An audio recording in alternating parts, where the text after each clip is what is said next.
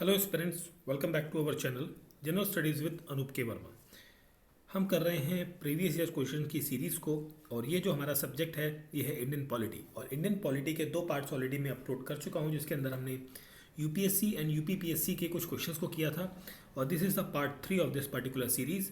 इसके अंदर भी हम बात करेंगे कुछ क्वेश्चंस यूपी के और कुछ बिहार के क्वेश्चंस की बात करेंगे यहाँ पर। ठीक है, ये दोनों स्टेट्स के कुछ क्वेश्चंस को हम यहाँ पर पार्ट 3 के अंदर कवर अप करेंगे। ठीक है, धीरे धीरे बाकी स्टेट्स के भी क्वेश्चंस को भी साथ में मैं इंक्लूड करता रहूँगा। ठीक है, तो बढ़ते हैं अपने पार्ट 3 के फर्स्ट क्वेश्चन की तरफ। सो फर्स्ट क्वेश्चन यहाँ पर आपको देखने को मिलेगा। फर्स्ट क्वेश्चन है हमारा यहाँ पे, which part of the constitution of Indian constitution has described as the soul of constitution. संविधान की आत्मा किस रूप में वर्णित की गई है, किस पार्ट के अंदर ये कहा जाता है राइट टू कॉन्स्टिट्यूशनल रेमेडीज़ को, दैट इज संविधानिक उपचार का अधिकार। ऑप्शन डी होगा यहाँ पर क्वेश्चन का करेक्ट आंसर, और ये आता है आर्टिकल 32 के तहत। Article 32 comes under the soul of the constitution, जो कि क्या करता है, प्रोवाइड करता है प्रोटेक्शन। किसको प्रोवाइड करेगा प्रोटेक्शन? ये प्रोटेक्शन प्रोवाइड करता है फंडामेंटल राइट्स को। ये प्रोवाइड करता है प्रोटेक्शन फंडामेंटल राइट्स को। ठीक है, अब सुप्रीम कोर्ट जो है आर्टिकल 32 के तहत रिट्स जारी करता है। क्या जारी करता है? रिट्स। ठीक है, और वो रिट्स जो हैं वो प्रोटेक्ट करती हैं आपके फंडामेंटल राइट्स को। और ये रिट्स जो हैं वो 5 टाइप्स की होती हैं, 5 प्रकार की होती हैं। पहली है हिबस कॉर्पस, मैंडमस, सर्टियोरी, प्रोहिबिशन एंड क्वा वारंटो। ये 4 टाइप की रिट्स जो है वो सुप्रीम कोर्ट आर्टिकल 32 के तहत जारी करता है। अब एक आर्टिकल आता है 226, आर्टिकल 226 के तहत हाई कोर्ट जो है वो रिट्स जारी करता है। ठीक है, तो यहाँ पर क्वेश्चन का करेक्ट आंसर होगा ऑप्शन नंबर डी।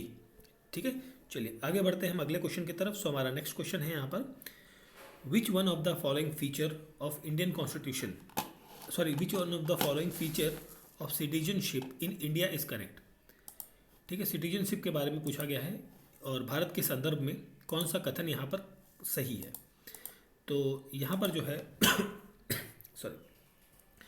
क्वेश्चन का करेक्ट आंसर होगा single citizenship of a whole country और होल इंडिया, संपूर्ण भारत का एकल नागरिकता। ठीक है, ऑप्शन सी होगा यहाँ पर क्वेश्चन का करेक्ट आंसर। भारत ने अडॉप्ट किया था बेसिकली एक फेडरल स्ट्रक्चर को भारत ने अडॉप्ट किया है, और उस फेडरल स्ट्रक्चर के तहत, ठीक है, डुअल गवर्नमेंट या डुअल गवर्नेंस हमें देखने को मिलती है। क्या देखने को मिलती है? डुअल गवर्नेंस या डुअल गवर्नमेंट हमें देखने को मिलती है, और उस डुअल गवर्नेंस के तहत सिंगल सिटीजनशिप हमें देखने को मिलेगी भारत के अंदर। और सिंगल सिटीजनशिप जो है वो पूरी देश की होती है, ना कि स्टेट ना ही यूनियन की। ठीक है, तो क्वेश्चन का करेक्ट आंसर होगा ऑप्शन नंबर सी। बट कई बार क्वेश्चन पूछा जाता है, जनरली आपको पता होगा कि यूएसए के अंदर डुअल सिटीजनशिप होती है, एक तो यूनाइटेड स्टेट ऑफ अमेरिका की और दूसरा उस पर्टिकुलर स्टेट की। ठीक है, एक तो यूनियन की हो गई और स्टेट की, यहाँ पर दोनों सिटीजनशिप देखने को मिलती है। इसके साथ साथ एक और एग्जांपल आप ध्यान रखिएगा, यूएसए के साथ साथ स्विट्ज़रलैंड जो है ये भी एक कंट्री है जहाँ पर डुअल सिटीजनशिप का कॉन्सेप्ट देखने को मिलता है for the nation and for the state level. ठीक है, नेक्स्ट क्वेश्चन है, इसमें पूछा है by which one of the following act was the federal court in India created. Federal court जो है भारत के अंदर गवर्नमेंट ऑफ इंडिया एक्ट 19 यहाँ पर होगा गवर्नमेंट ऑफ इंडिया एक्ट 1935 के तहत आता है। ठीक है, फेडरल कोड यहाँ पर ऑप्शन में नहीं है, तो क्वेश्चन का करेक्ट आंसर मिलेगा आपको option number D. Option D, 1935 के तहत फेडरल कोर्ट ऑफ इंडिया जो है वो क्रिएट किया जाता है, और ये ब्रिटिश पार्लियामेंट इस चीज़ को, फेडरल सिस्टम को गवर्नेंस करने के लिए भारत में इसे लागू करती है। ठीक है, अब इस फेडरल कोर्ट के अंदर जब हम बात कर रहे हैं फेडरल कोर्ट की, तो इस फेडरल कोर्ट के अंदर कुछ पार्ट्स दिए गए, जैसे ओरिजिनल ज्यूरिडिक्शन दिया गया है। इसके अंदर ज्यूरिडिक्शन की बात करें, ओरिजिनल, अपीलिएट एंड एडवाइजरी, इस 3 टाइप का ज्यूरिडिक्शन जो है यहाँ पर आपको देखने को मिलेगा। ठीक है, और ये फंक्शन करता है फेडरल कोर्ट टिल हमें आज़ादी नहीं मिलती जब तक, ठीक है, ब्रिटिश टाइम तक। और उसके बाद ये सुप्रीम कोर्ट ऑफ इंडिया के नाम से 1950 के अंदर ये न्यू दिल्ली में इस्टेब्लिश होता है as a supreme court of India. ठीक है, तो क्वेश्चन का करेक्ट आंसर है option number D. Next question है, who among the following were the member of were the member of drafting committee of the India. Okay, drafting committee के member कौन से हैं? यहाँ पे द में ई मिसिंग हो गया है, ठीक है। चलिए अब देखते हैं ड्राफ्टिंग कमेटी की जब हम बात करते हैं तो इसके जो चेयरपर्सन थे ड्राफ्टिंग कमेटी के, वो कौन थे? Doctor B R Ambedkar, B R Ambedkar, ठीक है। डॉक्टर बी आर अम्बेडकर यहाँ पर चेयरपर्सन थे। इसके साथ साथ एन गोपाला स्वामी जो अय्यर थे और अलादी कृष्ण स्वामी अय्यर, ये दो लोग ड्राफ्टिंग कमेटी के अंदर मेंबर थे, जिनका काम था कि ड्राफ्ट प्रिपेयर करना किसके लिए? नया संविधान जो बनने वाला है उसके लिए, ठीक है। और ये जो ड्राफ्टिंग कमेटी है, ये डिसीजन किसके द्वारा लिया गया था? कॉन्स्टिट्यूएंट असेंबली के द्वारा ये डिसीजन लिया गया था कि एक ड्राफ्टिंग कमेटी बनाई जाएगी। यहाँ पर जवाहरलाल नेहरू की जब हम बात करते हैं तो ये दो कमिटीज़ के जो चेयरपर्सन थे वो रह चुके हैं, ठीक है। तो ये भी कभी कभी पूछा जाता है। एक है union power committee, union power committee उसके अध्यक्ष थे, और साथ साथ यूनियन कॉन्स्टिट्यूशन कमेटी, इन दोनों कमेटीज़ के जो चेयरपर्सन थे वो कौन थे? जवाहरलाल नेहरू। साथ ही साथ हम बात करें सरदार पटेल की, तो सरदार पटेल जो है वो चेयरपर्सन थे provincial constitution committee, PCC, provincial constitution committee, और साथ ही साथ ये थे एडवाइजरी कमेटी के चेयरपर्सन भी थे। और एडवाइजरी कमेटी किसके ऊपर? ये कई बार पूछा जाता है समहाउ कि एडवाइजरी कमेटी जो कि फंडामेंटल राइट और माइनॉरिटीज़, ट्राइबल्स या एक्सक्लूडेड एरियाज जो थे उनके लिए ये जो कमेटीज़ गठित हुई थी प्रोविंशियल कॉन्स्टिट्यूशन के मॉडल के बेस पर, ठीक है। उस कमेटी के बेसिकली ये चेयरमैन थे सरदार पटेल, ठीक है। तो क्वेश्चन का यहाँ पर करेक्ट आंसर 1 और 3 है, तो दैट मीन्स ऑप्शन सी हो जाएगा क्वेश्चन का करेक्ट आंसर। आगे बढ़ते हैं क्वेश्चन नंबर नंबरिंग नहीं की है मैंने। नेक्स्ट क्वेश्चन है जो हमारा, who was the constitutional adviser at the time of formation of constitution? जब संविधान बनता है उस समय सलाहकार के रूप में किसने काम किया था? ये थे B N Rau. Option number C यहाँ पर होगा correct answer, B N Rau. B N Rau एक ज्यूरिस्ट थे या और कह लीजिए सिविल सर्वेंट थे जो अपॉइंट किए गए थे एज अ कॉन्स्टिट्यूशनल एडवाइज़र। किसके द्वारा? कॉन्स्टिट्यूएंट असेंबली के द्वारा इन्हें अपॉइंट किया गया था, ठीक है। कब? इन 1946 के अंदर, ठीक। इनिशियली जब ड्राफ्ट बनता है कॉन्स्टिट्यूशन का, तो कई सारे रिकमेंडेशंस और स्टडीज़ जो हैं वो इनके द्वारा की गई थी। और जो इन्होंने बेसिकली जो एडवाइज़र तो थे, बट इन्होंने अपनी एडवाइस का जो कमेटी थी, एडवाइजरी कमेटी, उसके अंदर कई सारे लोगों की इन्होंने राय ली थी या एडवाइस ली थी बेसिकली कहा जाए तो कंसल्टेशन किया था इन्होंने बेसिकली।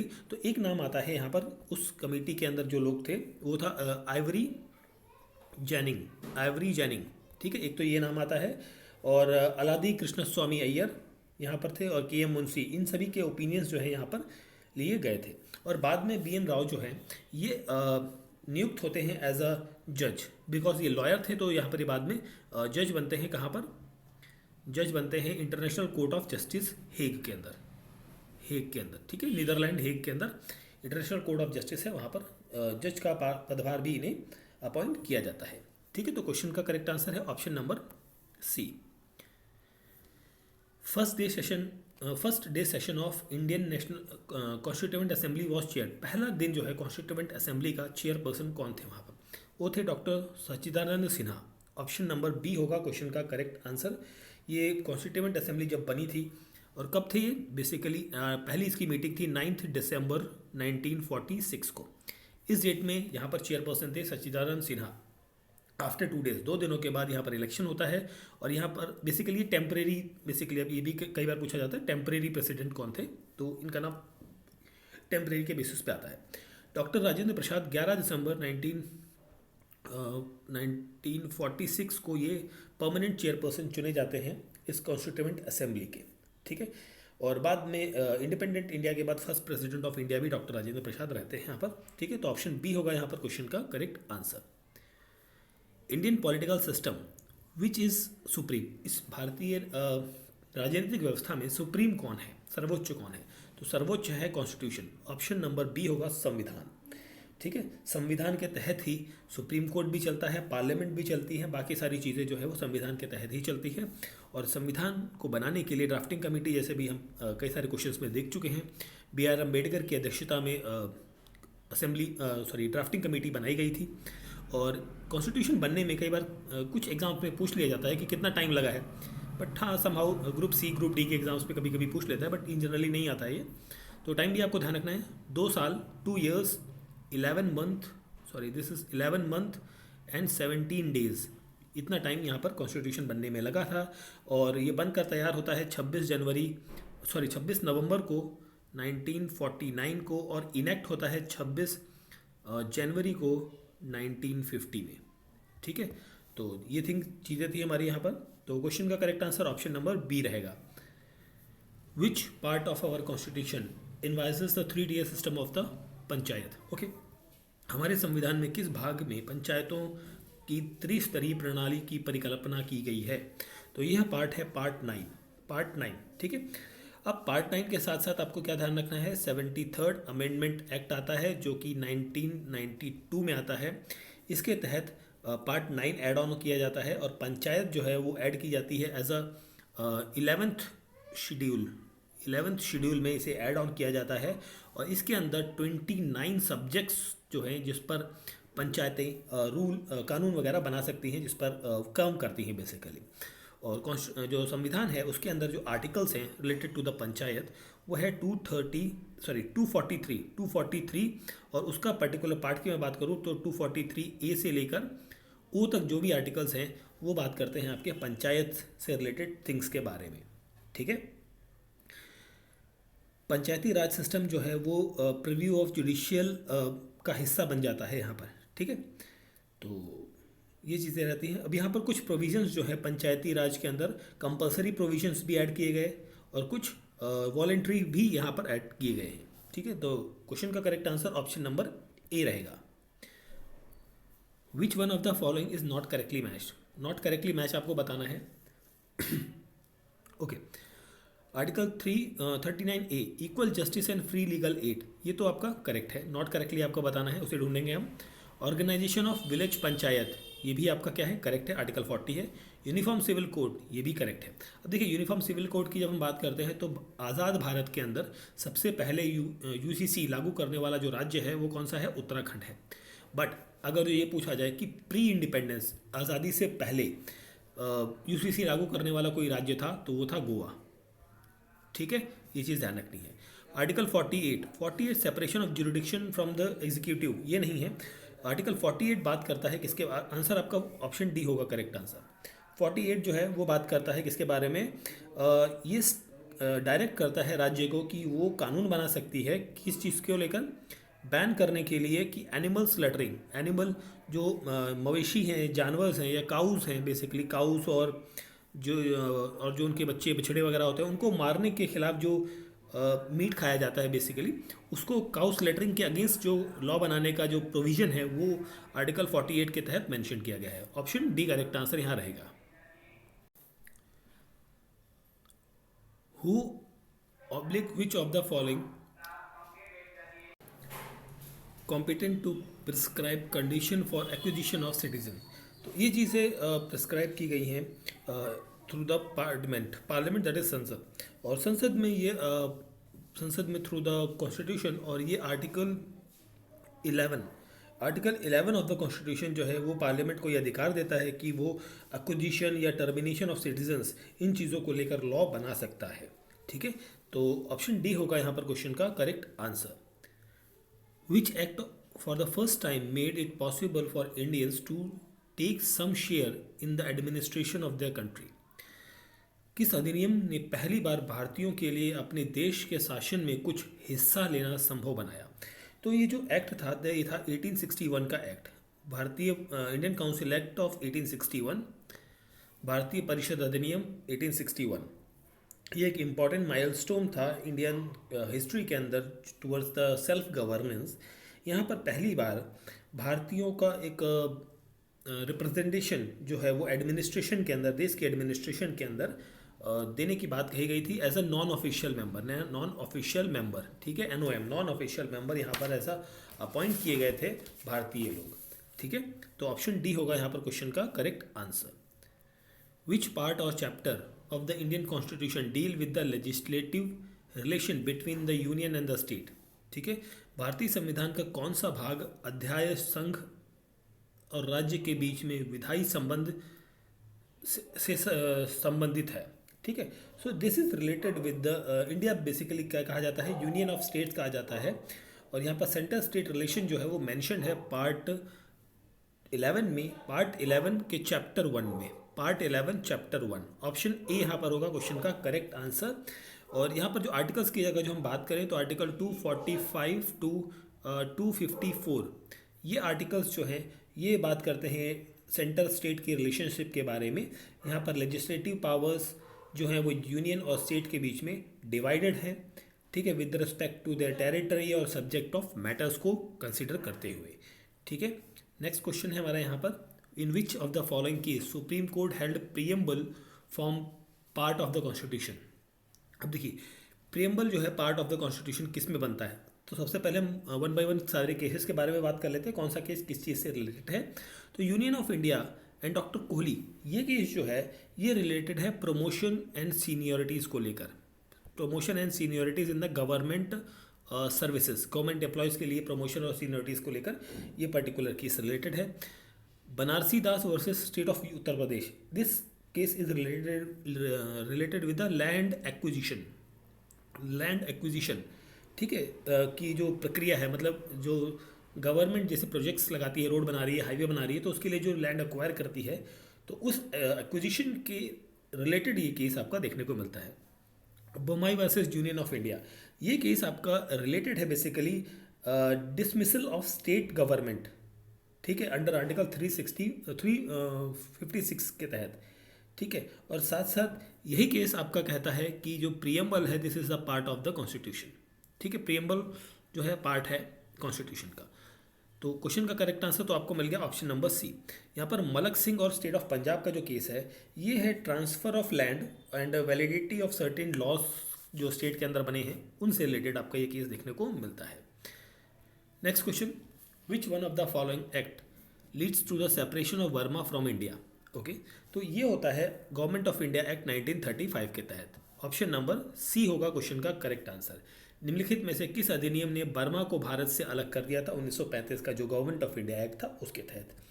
इसके तहत गवर्नमेंट ऑफ इंडिया एक्ट जो था 1935 का, ये दो पार्ट्स में डिवाइडेड होता है। एक तो गवर्नमेंट ऑफ इंडिया 1935 रहता है गवर्नमेंट ऑफ इंडिया का, और दूसरा रहता है यहाँ पर गवर्नमेंट ऑफ बर्मा। ठीक है, ये भी 1935 में, क्योंकि आधा पार्ट मतलब उसके कुछ प्रोविजंस वहाँ पर भी लागू किए गए हैं। और इसके तहत जो है बर्मा एक सेपरेट कॉलोनी या कह लीजिए रिकॉग्नाइज की गई है, जहाँ पर गवर्नर, लेजिस्लेचर और एडमिनिस्ट्रेशन वहाँ का खुद का अपना डिफरेंट सेपरेट होगा, उसका इंडिया से कोई लेना देना नहीं रहेगा। तो ऑप्शन सी होगा यहाँ पर क्वेश्चन का करेक्ट आंसर।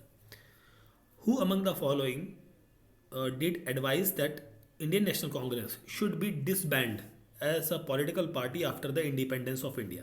भारत की आज़ादी के बाद किस ने कहा था कि जो भारतीय राष्ट्रीय कांग्रेस है उस दल का राजनीतिक रूप से उसको भंग कर देना चाहिए, ये कहा था महात्मा गांधी ने। Mahatma Gandhi, option number D होगा यहाँ पर करेक्ट आंसर। ठीक है, और ये चीज़ कब हुई थी, ये हुई थी 2 फरवरी को, 2 फरवरी 1948 को। ठीक है, इस डेट में कहा गया था कि कांग्रेस जो है वो हैज़ आउटलाइन इट्स, अपना जिस काम के लिए बेसिकली कांग्रेस का गठन हुआ था, जिस आज़ादी के लिए, वो काम पूरा हो चुका है। तो अब इसका पॉलिटिकल जो बैकग्राउंड है या पॉलिटिकल विंग है उसे बेसिकली क्लोज कर देना चाहिए, ख़त्म कर देना चाहिए, ये चीज़ महात्मा गांधी ने कही थी। Okay, this is the match of the following question. So देखिए, पार्ट 9 जो है, पार्ट 9 बात करता है आपका panchayat of the Indian constitution, और ये जो चीज़ें हैं ये ऐड होती हैं 73rd अमेंडमेंट एक्ट 1992 के तहत। ठीक है, और साथ में 11th शेड्यूल भी ऐड होता है, and this is talking about the local self government. ठीक है, और पंचायत बेसिकली। पार्ट 8 जो है वो प्रोविजंस के बारे में बात करता है, जो कि एडमिनिस्ट्रेशन ऑफ यूनियन टेरिटरीज़ के बारे में बात करेंगे यहाँ पर। तो union territory of Indian constitution उसके बारे में यहाँ पर बात करता है, including the NCT basically national capital region territory of Delhi. ठीक है, part 4A comes under the fundamental rights. ठीक है, जो fundamental not right fundamental duties. ठीक है, फंडामेंटल ड्यूटीज़ जो अभी हमारे पास कितनी हैं, 11 हैं। 9A म्यूनसिपैलिटीज़ के बारे में बात करता है, और municipalities 74th constitutional amendment act के तहत ऐड किया गया था। और इसके अंदर प्रोविजंस हैं लोकल सेल्फ गवर्नमेंट के, कहाँ पर, एट द अर्बन स्टेज के अंदर, मतलब शहरों के अंदर यहाँ पर उनको मेंटेन करने की बात कही गई है। तो क्वेश्चन का यहाँ पर करेक्ट आंसर बनेगा 3142, ऑप्शन नंबर ए हो जाएगा क्वेश्चन का correct answer. Consider the following statement in regards to the preamble of constitution and select the correct using the codes. Okay, preamble से संबंधित कुछ स्टेटमेंट से देखते हैं। द ऑब्जेक्टिव रेजोल्यूशन जो है वो पंडित जवाहरलाल नेहरू के द्वारा लाया गया था, जो कि फाइनली बना प्रीएम्बल, ठीक है, और जिसे कॉन्स्टिट्यूएंट असेंबली ने एक्सेप्ट किया था। तो पहली तो स्टेटमेंट करेक्ट है, आपसे पूछा गया है, करेक्ट ही पूछा गया आई थिंक, है ना, करेक्ट वन। ओके, ये नॉन जस्टिशिएबल है, बिल्कुल ये भी करेक्ट है। ये नॉन जस्टिशिएबल है, इसका मतलब ये होता है कि इसको एनफोर्स नहीं किया जा सकता और लीगली बाइंडिंग यहाँ पर नहीं देखने को मिलती है। It can not be amended, ये गलत है आपका। It can be amended through the 368 article with the special majority, special majority चाहिए होगी इसको अमेंड करने के लिए, ठीक है। Preamble can not over right the specific provision in the constitution, बिल्कुल ये करेक्ट है। स्पेसिफिक प्रोविजन जो आर्टिकल 13, 14, 16, 32 एंड 368 के अंदर जो स्पेशल प्रोविजन है उनको ओवरराइड नहीं कर सकता, ये बिल्कुल सही चीज़ है आपकी। तो 1, 2 and 4, 1, 2, 4 that is option B होगा यहाँ पर क्वेश्चन का correct answer, option B. Under which of the following act dyarchy was introduce at the central level. Dyarchy जो है या द्वि शासन बेसिकली कहा जाए, ये सेंटर में इंट्रोड्यूस किया जाता है in government of India act 1935 के तहत, भारत सरकार अधिनियम 1935 के तहत। इसके अंदर कुछ सब्जेक्ट्स जैसे कि अब की हम बात करें जैसे डिफेंस है, फॉरेन अफेयर्स है, ये सारे रिजर्व रख लिए जाते हैं किसके पास, गवर्नर के पास, गवर्नर जनरल के पास और उसकी एग्जीक्यूटिव काउंसिल के पास। और कुछ अदर सब्जेक्ट्स हैं जैसे फाइनेंस, हेल्थ या एजुकेशन, वो चले जाते हैं काउंसिल ऑफ मिनिस्टर्स के पास, ठीक है। यहाँ पर पहली बार द डायरकी जो है वो सेंटर में अप्लाइड की जाती है, ठीक है। और साथ ही साथ अगर जो हम कुछ अदर फीचर्स की हम बात करें जो गवर्नमेंट ऑफ इंडिया एक्ट 1935 के हैं, तो यहाँ पर ऑल इंडिया फेडरेशन, ठीक है, ऑल इंडिया फेडरेशन, इसकी जो इस्टेब्लिशमेंट है वो भी देखने को मिलती है, कहाँ पर, प्रोविंसेस के अंदर और प्रिंसली स्टेट्स के अंदर, प्रिंसली यूनिट्स के अंदर बेसिकली। और बाई कैमरल सिस्टम भी आपको देखने को मिलेगा। बाई कैमरल आपको इंट्रोड्यूस किया जाता है, जो 11 प्रोविंस थे उनमें से 6 प्रोविंस में से 11 में से 6 प्रोविंस में ये बाई कैमरल सिस्टम देखने को मिलेगा, जो कि थे Bengal, Bombay, Madras, Bihar, Assam and united province that is UP, ठीक है। तो इन 6 जगहों पे आपको देखने को मिलता है बाई कैमरल सिस्टम, ठीक है। और यहाँ पर जो कम्युनल रिप्रेजेंटेशन था 1935 का, देखिए कम्युनल रिप्रेजेंटेशन सी, इसको मैं ज़रा रब कर देता हूँ, यहाँ पर बात करते हैं, आंसर हो गया option C, communal representation, CR से लिखा मैंने। कम्युनल रिप्रेजेंटेशन 1919 में आता है, इंट्रोड्यूस किया जाता है। 1919 में इसको एक्सटेंड किया जाता है अदर कम्युनिटीज़ के अलावा, यहाँ पर सिर्फ मुस्लिम्स थे, यहाँ पर अदर कम्युनिटीज़ को यहाँ पर इंक्लूड किया जाता है। अब इसी का एक्सटेंशन और किया जाता है 1935 के एक्ट में, जो कि था आपकी डिप्रेस्ड क्लासेस के लिए या वुमेंस के लिए या लेबर्स के लिए। और यहाँ पर था आपका कह लीजिए सिख, जैन या क्रिश्चियंस या अदर कम्युनिटीज़ जो थी उनके लिए, एक्सेप्ट हिंदूज़ को, ठीक है। तो यहाँ पर ये चीज़ें थी। आगे बढ़ते हैं हम अगले क्वेश्चन की तरफ। सो हमारा okay, next question, the Indian legislature was made by cameral for the first time. ये कब बना था बाई कैमरल, जो अभी हमने बात करी इतनी सारी कहानियाँ। तो बाई कैमरल बनने की जो प्रक्रिया है ये 1919 में होती है, 1919 के गवर्नमेंट ऑफ इंडिया एक्ट में। ऑप्शन सी होगा यहाँ पर करेक्ट आंसर। 1919 का जो गवर्नमेंट ऑफ इंडिया एक्ट है, इसे हम माउंटेगू क्लेम्सफोर्ड रिफॉर्म के नाम से भी हम जानते हैं। माउंटेगू कौन है यहाँ पर, माउंटेगू जो ये व्यक्ति है ये सेक्रेटरी स्टेट ऑफ इंडिया है, और क्लेम्सफोर्ड कौन है, ये वाइसरॉय ऑफ इंडिया है यहाँ पर, ठीक है। और पहली बार यहाँ पर बाई कैमरलिज्म या डायरेक्ट इलेक्शन देश के अंदर देखने को मिलता है, ठीक। और इसके साथ साथ बाई कैमरल चीज़ें जब हो रही हैं तो यहाँ पर अपर हाउस और लोअर हाउस, ये दो चीज़ें देखने को मिलती है, मतलब विधान परिषद या जिसे हम राज्यसभा कहते हैं आज की तारीख में, और ये आपका लोकसभा देखने को मिलता है, ठीक है। ये सारी चीज़ें यहाँ पर देखने को मिलती हैं। तो क्वेश्चन का correct answer option number C हो जाएगा। अगला क्वेश्चन है, the power of president to issue ordinance is a relic of, ठीक है। तो अध्यादेश जारी करने की राष्ट्रपति की शक्ति जो है वो कहाँ अवशेष है, कहाँ का किस पार्ट का हिस्सा है। तो this is the part of the government of India act 1935, Bharat सरकार अधिनियम 1935। ठीक है, 1935 के सेक्शन 42 है, सेक्शन 42। ठीक है, ये पावर देता है प्रेसिडेंट को कि भाई अगर जो पार्लियामेंट है वो रिसेस में चल रही है, ठीक है, वो वर्क नहीं कर रही है, तो अगर जो ज़रूरत है तो वो ऑर्डिनेंस इशू किया जा सकता है उसके तहत। ठीक है, तो option B is the correct answer रहेगा। The proposal for framing the constitution of India by an elected constituent assembly was made by, तो it was made by the Cripps mission, option number C. देखिए, जो constituent assembly की finally जो demand है वो accept कर ली जाती है। ठीक है, इन द बेसिकली जो आपका अगस्त ऑफर आता है, अगस्त ऑफर जो 1940 में आता है, उस टाइम पर ये मान लिया जाता है कि ये कॉन्स्टिट्यूएंट असेंबली बनाएंगे जो आपका संविधान बनाएगी, ये ब्रिटिशर्स के द्वारा माना जाता है। ठीक, तो उसके तहत 1942 में सर स्टैफर्ड क्रिप्स नाम का एक मेंबर, जो कैबिनेट मेंबर था ब्रिटिश पार्लियामेंट के अंदर, उसको भारत भेजा जाता है और प्रपोजल के साथ कि ब्रिटिश गवर्नमेंट राजी है, आप कॉन्स्टिट्यूशन बना सकते हो, बट कंडीशन रखती है कि वर्ल्ड वॉर 2 जो था वो ख़त्म हो जाएगा, उसके बाद आपको बनाने में हम सहायता करेंगे, ऐसी यहाँ पर बात कही गई थी। तो ये प्रपोजल बेसिकली आता है क्रिप्स मिशन के तहत। ठीक है, तो क्वेश्चन का correct answer option number C हो जाएगा। Who was the chairman of provincial committee, constitution committee? अब देखिए, अभी हमने स्टार्टिंग के ही शायद 1-2 क्वेश्चन के अंदर ही हमने बात करी थी। प्रोविंशियल कॉन्स्टिट्यूशन कमेटी के चेयरपर्सन थे Sardar Patel, option number D होगा यहाँ पर क्वेश्चन का करेक्ट आंसर। ठीक है, बी आर अम्बेडकर आपको पता है कि ड्राफ्टिंग कमेटी के चेयरपर्सन थे। पंडित जवाहरलाल नेहरू जो है वो यूनियन पावर कमेटी और यूनियन कॉन्स्टिट्यूशन कमेटी के चेयरपर्सन थे।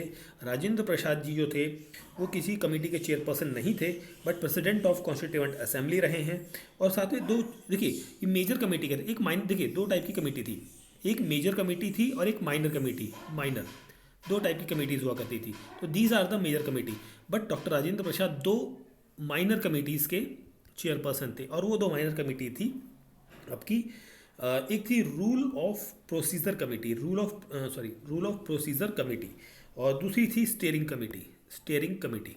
ठीक है, तो इन दोनों के प्रेसिडेंट कौन थे? डॉक्टर राजेंद्र प्रसाद, ऑप्शन डी होगा यहाँ पर क्वेश्चन का correct answer. The main feature of federal system of the Indian constitution is inspired by the constitution of India.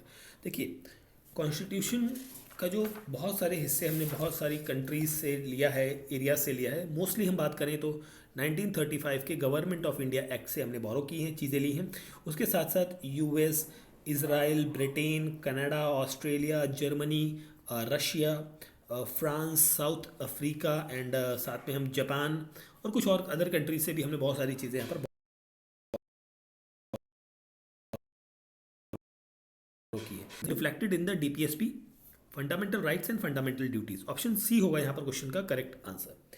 ठीक है, option C, this is the match of the following question. Okay, union list किसके अंदर आती है? Union list के अंदर आता है सेंसस। स्टेट लिस्ट के अंदर आता है police and public order. Concurrent list के अंदर आता है आपका population control subject to the family planning, and residuary power आती है स्पेस रिसर्च के अंदर। ठीक है, तो यार उल्टा पढ़ लीजिए, स्पेस रिसर्च आपका रेसिडुअरी पावर के अंतर्गत आता है। तो यहाँ पर करेक्ट आंसर आपका मैच बनेगा option number A. Option A यहाँ पर होगा क्वेश्चन का करेक्ट आंसर। नेक्स्ट क्वेश्चन है आपका, ये भी match of the following question है। Establishment of board of control. Okay, board of control जो है वो पिट्स इंडिया एक्ट के तहत क्या था ये आपका 1784 के तहत बनता है। ठीक है, अब इसका काम क्या था कि जो ईस्ट इंडिया कंपनी है उसके जो मतलब उसके जो काम काज है उसको रेगुलेट करने का, उसकी इंक्वायरी या जांच करने का यहाँ पर काम था। बोर्ड ऑफ कंट्रोल यहाँ पर बनता है, जिसके अंदर 6 मेंबर्स होते हैं। 6 मेंबर्स बोर्ड ऑफ कंट्रोल के अंदर देखने को मिलेंगे, जो कि अपॉइंट किए जाते हैं किसके द्वारा? क्राउन, मतलब जो वहाँ का राजा था उसके द्वारा, और जो कि देखेगा, सुपरवाइज करेगा आपके सिविल मैटर्स को, मिलिट्री मैटर्स को और रेवेन्यू मैटर्स को, सारे जो मैटर्स हैं उनको यहाँ पर देखने का काम था। यहाँ पे establishment of supreme court of India 1784 में ये बनती है तो रेगुलेटिंग एक्ट 1773 के तहत। ठीक है, यहाँ पर जो एक चीफ जस्टिस थे और साथ में 3 अदर जजेस यहाँ पर आपको देखने को मिलेंगे इस पर्टिकुलर टाइम पर। ठीक, permission to English missionaries in India, ये था 1813 के चार्टर्ड एक्ट के तहत। ठीक है, जहाँ पर परमिशन थी कि भाई आप अपना इंग्लिश मिशनरीज को प्रमोट कर सकते हैं। Appointment of law member in governor general council 1833। ठीक है, तो यहाँ पर जो आंसर बनेगा दैट ये बनेगा आपका option number B. Option B होगा यहाँ पर क्वेश्चन का करेक्ट आंसर। फर्स्ट जो लॉ मेंबर था गवर्नर जनरल की काउंसिल में वो था लॉर्ड मैकॉले। ठीक है, तो आपका ऑप्शन नंबर बी होगा यहाँ पर क्वेश्चन का करेक्ट आंसर।